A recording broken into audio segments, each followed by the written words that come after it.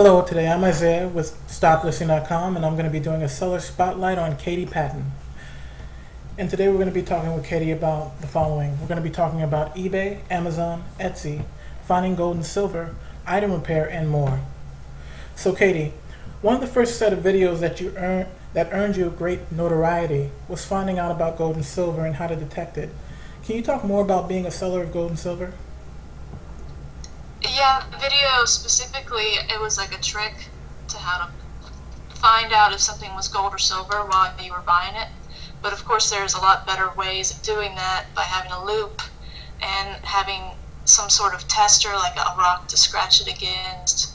And a magnet is especially important to make sure it's not actually just surface metals that are gold and not, silver plated. Right. And you actually go into detail on one of your videos about how to clean and polish silverware. Yeah, that was a little trick. But obviously, if you're going to sell something that's really worth a lot of money, you want to use some polish, buy some polish. Right. And so, how's the transition to more advanced smartphones sort of affected your business? I know that in the beginning you were sort of using, regular phones, and then you sort of upgraded to phones with apps like, Profit Bandits. So can you talk about that? Yeah, that has helped me immensely, and I think it's great for especially new sellers because the information is right at your fingertips. You don't have to go and research and remember things like you had to in the past. Now you can just download apps, and there are a bunch of free apps. Even Amazon and eBay have their own apps, and you just look up the item that you see at a garage sale and see how much it's worth online. It makes it a lot faster for you, and it makes sure you don't buy anything that's not worth money. Right. I notice how technology's sort of given sellers a helping hand, but do you think it's also created more competition among sellers? I think it has a little bit because a lot of people are learning that they can make money this way, but I also think that these new sellers, they get frustrated or they buy stuff and thinking it's going to sell and it doesn't, and they kind of weed themselves out. It's really the people that are dedicated that do well in this business. Right. And on that note, you talk about make profits, not clutter, on one of your videos. Could you elaborate on that? Yeah, a lot of times with eBay, you have the product at your place, at your house or your apartment, and it can really overwhelm you because you want to make sure that you're listing everything. You don't want to buy something and it just sit. You have to list it, or else it's not actually making you any money. I agree. Yeah, that's happened to me time before and time again. And so, with my own experience reselling used items, a lot of items that I get hold of, they require some kind of repairing or some kind of handiwork to get them resellable and in shape. In one of your videos, you discussed refurbishing items like these for sale. Do you ever calculate the time spent repairing the item into your purchases? And if so, how do you estimate what is worth your time? I definitely look at the price I can sell it. If I have to pay if I'm only going to make $5 or $10, then I probably won't spend a long time fixing something. But if it's something that I can make $30 or even 20, if it's a fast fix, then I'll buy it. I understand. And so one of your favorite finds that you shared with us was sort of the ukulele crossed with the banjo. And do you have any other finds that were memorable for you?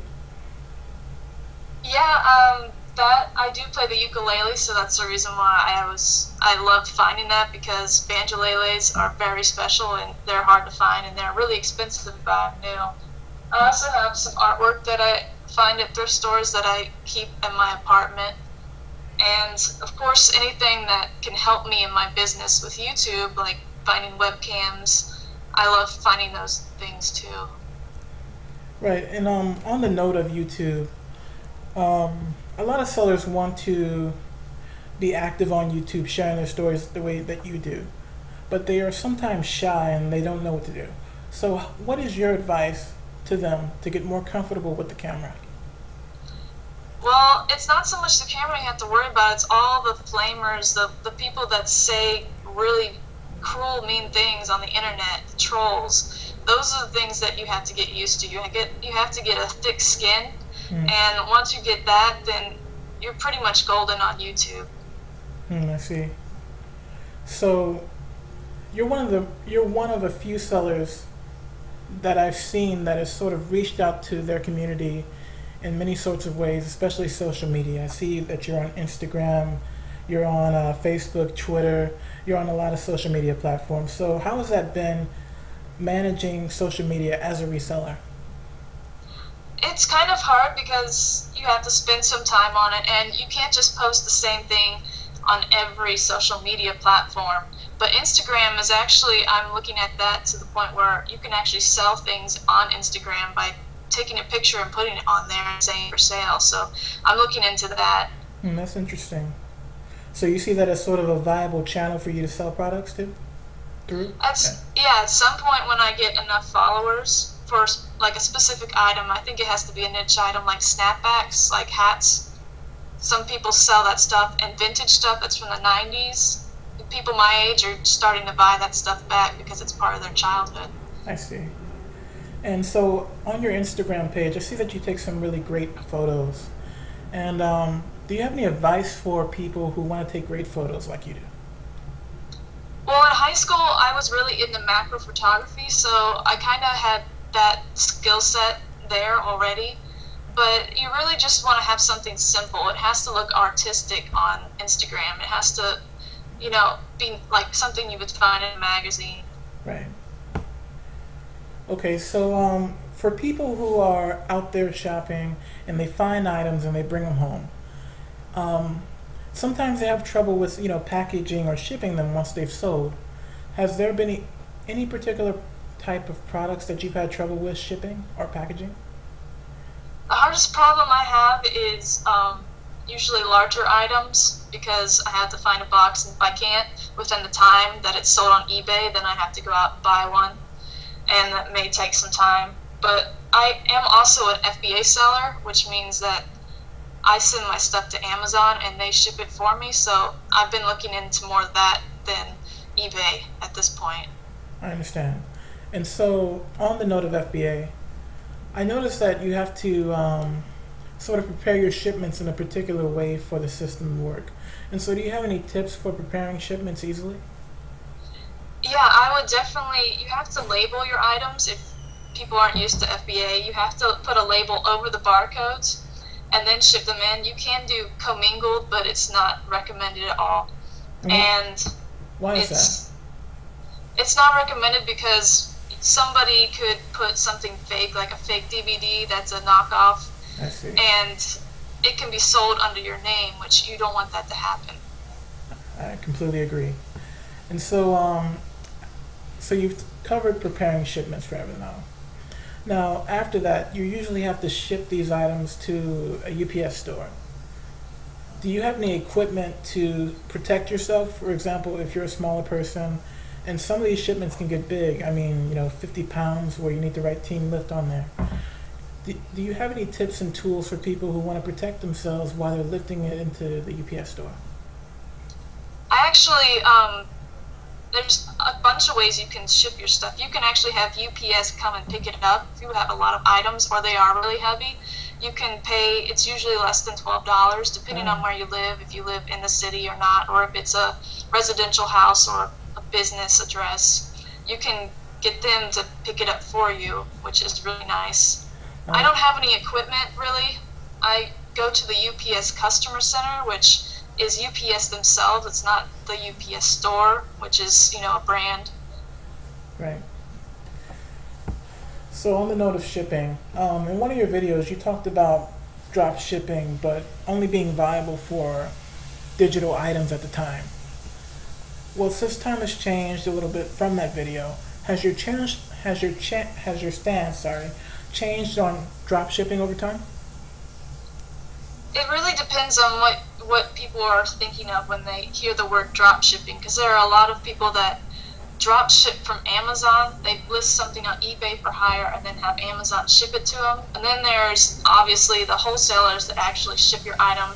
Like they can ship your items to FBA, which is the only drop shipping that I would want to be participating in, because it's kind of, you don't have to, it takes you out of the work and it's actually your item. So Right. I wouldn't want to sell other people's items as my own.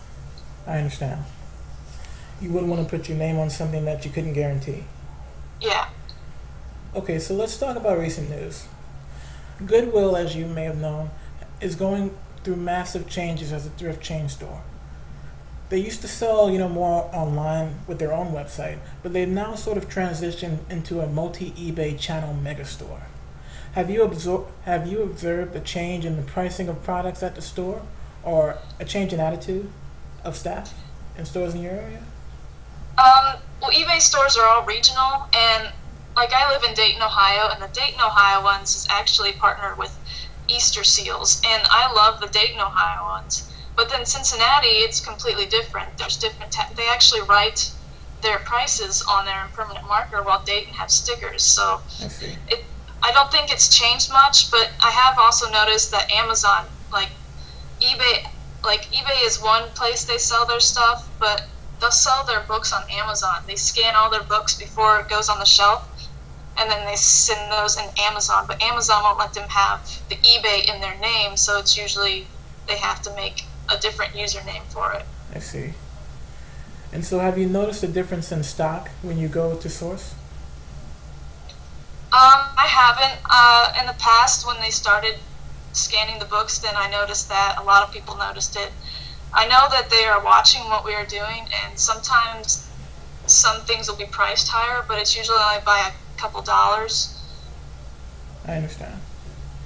And so in one of your videos, you talk about the one thing that people want more than money. Could you talk about that and just elaborate on it? The one thing they want more than money, it's recognition, wasn't it? I'm Yes. sorry, I'm having a blank. It was Yes. like recognition or attention.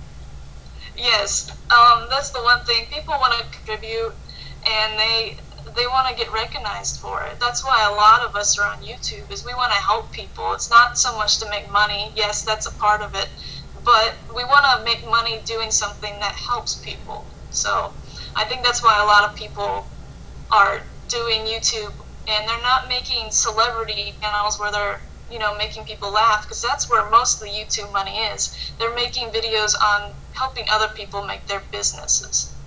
Right.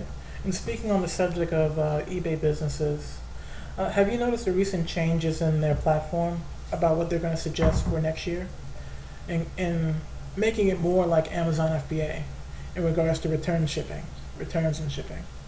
What are your opinions? Yeah, I've seen a lot of posts about their new regulations they're going to have in, which I think is good, but I don't think it's going to help them that much, because I've mentioned this story in the past, but I actually had a top-rated seller ship something to me in a Ritz cracker box, and they didn't even flip it inside out so it would look like a regular, decent box. It looked like a piece of trash was on my doorstep. And that was a top-rated seller, which is supposed to represent eBay, like the top sellers, of course. And just people see that, and they look at an Amazon box, which is nice, and it's got a smile on it. I think the branding it's never going to be the same kind of website. I can agree with that. And so, on the subject of shipping, you've handled a lot of items, and while you're sourcing, has handling so many items shifted your perspective on what it means to own something? Yes, especially when sometimes you want something that you should sell.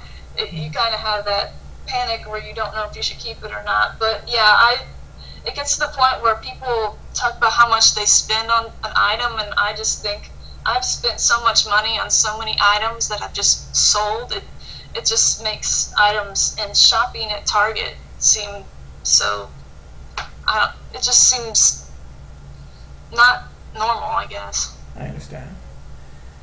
And so I've noticed that you're sort of into marketing and lead generation and things of that matter. How did you get into that sector?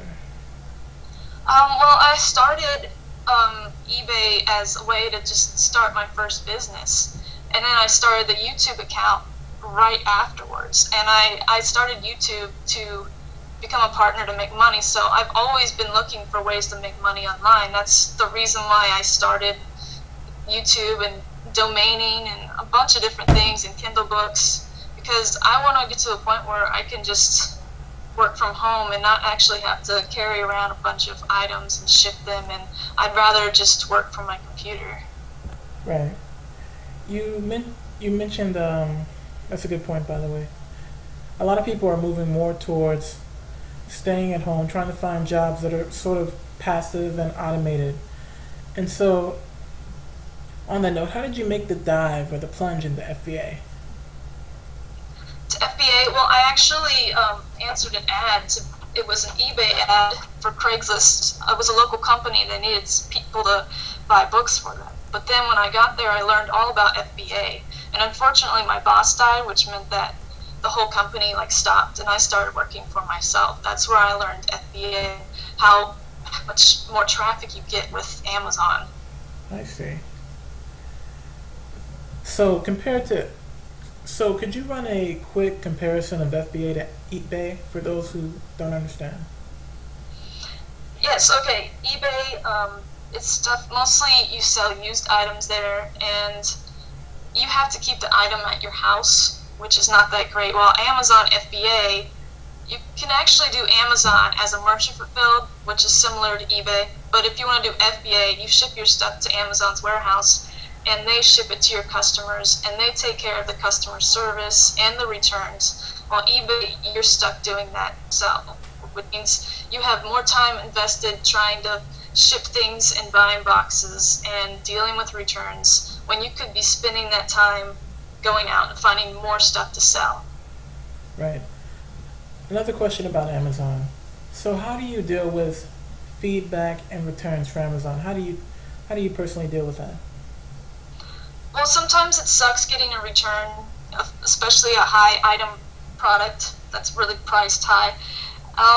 But I just look at how much I spent on the item, and then I can get that item back. I can request that to be sent to my door, and I can sell it used on Amazon or back on eBay. So returns don't bother me that much, and if the returns never actually show up, then Amazon will give me money for it, reimburse me for stuff.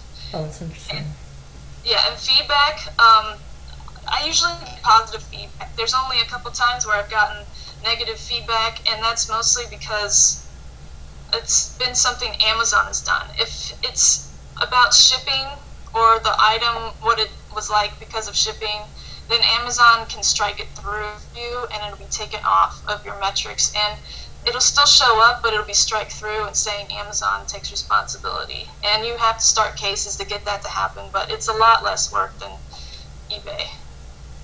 Okay, so we're gonna go into a different segment a little bit here. So on one of your videos, you talk about obtaining, scrap metal via classified ads. What advice do you give to people who are sort of on the fence about using Craigslist and other classified services because of the bad things that they hear or have experienced? Yes, actually that's my most popular video, but I didn't expect it to be when I made it. It was just another video, like an idea of how to make money.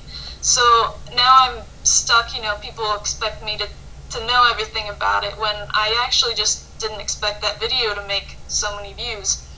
But Craigslist, you definitely want to be safe. You should probably let someone know that you're doing it, You don't want to just disappear and nobody know. And Right. You can get scammed sometimes, but usually once you've been around a while, you can spot the scams. I understand. So on the subject of sourcing for items, you talk about buying safe buys while you're finding other items to sell, such as Barney VHSs, music boxes, to cover your expenses. Do you have some more examples of these safe buys? Yeah, there's a couple videos I have. It's just safe buys and more like the smaller items that you may only make $5 off of, but they help you pay for the shipping and your boxes. And I would definitely, brand new VHS is what you should look at now for the Disney Masterpiece editions. They can sell for $9.99 FBA, which gives you like $5 after that. And yeah, it's snapbacks. I like snapbacks because you can sell them usually on eBay for $9.99. Put them in a poly mailer, and that makes you probably $5 after fees. good advice. So you sort of advocate while sourcing to make sure to stay clean as possible. And there are some items that are, somewhat dirty. So what should people bring with them when they're sourcing these new sellers? Well, I think that video you're referring to is the one that was the Goodwill outlet, and the Goodwill outlets are completely different than regular thrift stores. At the Goodwill outlet, they just throw everything in a bin that hasn't sold or that they don't think is good enough for the stores, and it's dirty there. You should bring gloves because you don't want to get cut on broken glass, and the gloves and maybe a magnet just to help you sort through all the stuff that you might think is gold, but it's not. I see. And on the subject of sort of getting items from the store, you've told us through your videos that you read sort of a lot of self-improvement business books. Which have been your favorite? My favorite, I would start with the basics, like Rich Dad, Poor Dad. I just read a book by Gary Vee, which I was recommended, Jab, Jab, Right Hook, which is really nice if you want to learn about social media. Yes, that's an excellent book. Yeah, and Think and Grow Rich. If you still haven't read it, you should definitely read it. I'll give it a good read. And so one of the things that you talk about is generosity and giving to others in need. Has reselling influenced your perspective on giving? If anything, it just makes me want to work harder. I don't know if I necessarily, I like making videos to help other people, so that's the way I give back. I understand. So now that you've sort of moved up with smartphone technology using different apps, what has your experience been with apps such as Profit Bandit? Profit Bandit, that's actually what I use right now. Okay. They have added the subscription, but I think it's worth the subscription. Prior to that, I was using Scan Power, which I think is different now. I don't know if it's the same FBA Scout then. Now it's Scan Power's something. But I stopped using that just because Profit Bandit was only $9, I think, at the time, and you didn't have to pay a monthly fee, so of course I chose that. I understand. So there's a lot of sellers who are active on both Amazon and eBay. You mentioned in some of your videos that you will sometimes channel some items through Etsy. Could you expand on your experience with this platform, and is this platform something that more people should be selling on? Yes, Etsy is great for a certain amount of items, like vintage clothing. Like if you have something that is like a snapback that's from the 80s, or something that's even more vintage than that, like a dress or, coats. It's a great place if you have a mannequin that, make your stuff look pretty there. That's what you really want to do. You want your stuff to look kind of richer than at eBay, I guess is how you would say it. I understand. So the richer the experience, the better? Would you say that? What? Sorry? The better that it looks, the more likely it'll sell on Etsy than eBay? Yeah, just because people are looking at Etsy for that kind of item, that vintage item, that stuff that's going to decorate their house and make it look nice, or the stuff that they're usually more towards fashion there, I think. Okay, so recently you opened up a newsletter for your subscribers and people who joined you. Okay, so how would someone get on your newsletter list, and what is it about?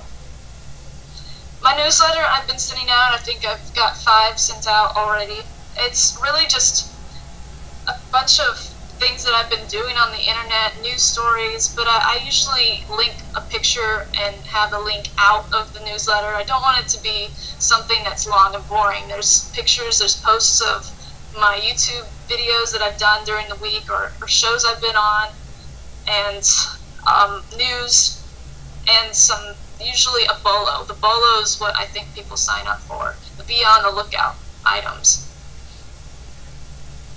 What is one of the most surprising bolos that you found? gonna probably tell you one that I haven't told anybody yet. It's the Mr. Wonderful doll. Ah, Mr. Wonderful. Yeah, I don't know if you've heard of it. It's like a doll that's supposed to be like the perfect husband or the perfect boyfriend, and they still sell used pretty well on Amazon, just I think for the gag gift effect. I see.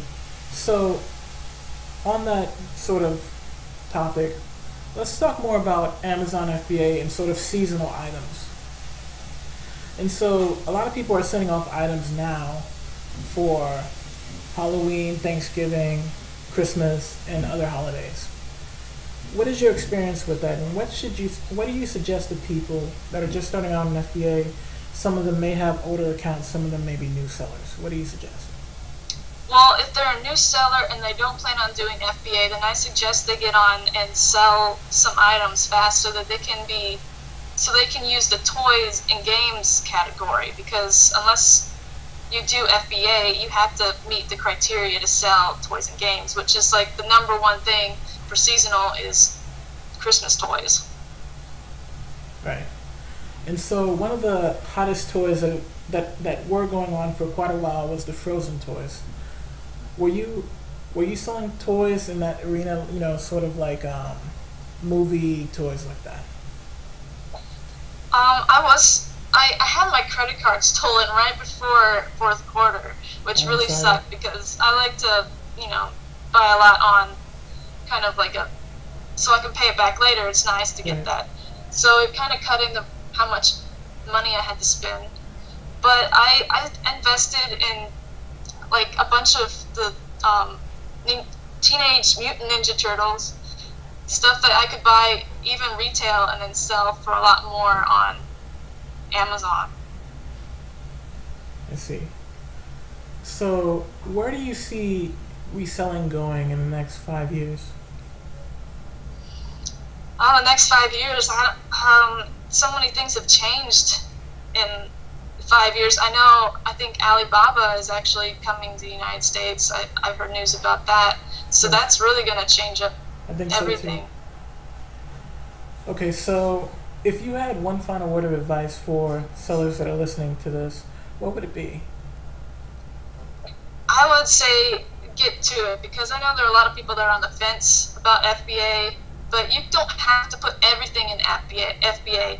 You can do your stuff on eBay and try out FBA, especially for Christmas time, because that's when you're going to make most of the money. I see. Well, it's been a pleasure talking with you, Katie. And if anyone wants to join your newsletter, how do they do that? I have, if you go to my website, katiepatton.com, it's like the first big button to how to join. All right.